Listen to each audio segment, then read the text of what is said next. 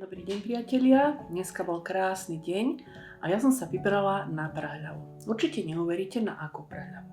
Prhľava je známe, že sa zberajú vňate, vršky z prhľavy. To znamená toto.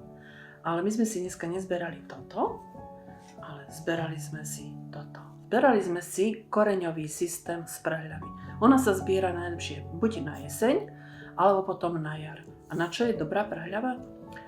Je veľmi vhodná pre mužov, pre našich pánov. Má priamy vplyv na zdravie prostaty, to znamená zväčšená prostata, časté močenie, hlavne nočné, čo našim mužom prináša diskomfort. Takže koreň z prhľavy má tú účinnosť, že pomáha pri týchto problémoch mužov. A ako si ho pripravíte? Veľmi jednoducho.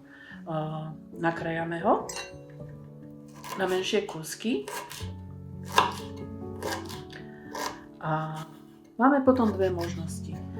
Buď si ho budeme variť, nie zaliať a nechať vyluhovať, ale nechať 10-15 minút povariť, pretože koreň zo žihľavy je tvrdší, pevnejší, potrebuje iný spôsob prípravy a potom ten výluh budeme piť. Takže nie každému sa bude chcieť zberať každú chvíľu prhľavu, takže máme ten druhý, taký efektívnejší spôsob, že prhľavu si nakrájame. Ešte trošku si zoberiem. Nakrájame si.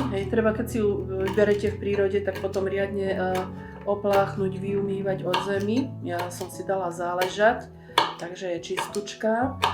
No a takto nakrájanú prhľavku dáme do sklenenej nádoby a zalejeme liehom. Môžete použiť 40 až 55 stupňový lieh, buď lekárenský alebo domácu pálenku, ak máte. A takto zaliaté to necháme lúhovať. Teraz to idem zaliať liehom. Zas zaliať tak, aby bola nádobka alebo tie korene, aby boli prikryté. Hej.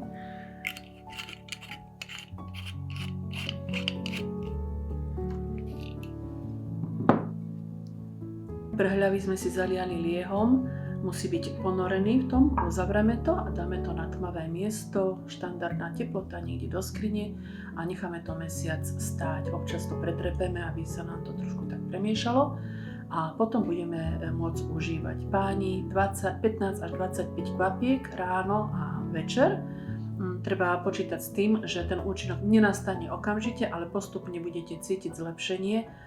A ja to veľmi veľmi odporúčam, pretože tento receptík je naozaj taký pre pánov na to vaše ústrojenstvo, na to vaše telíčko, aby vám pomohlo. Môžu to používať aj ženy, napríklad na to močové ústrojenstvo, ale pre pánov, čo sa týka prostaty, je táto tinktúrka úžasná, priamo na to určená. No a ak sa vám videjko páčilo, tak kľudne píšte, lajkujte, dajte si ma do sledovania, aby vám nič nové neušlo. Prajem pekný deň.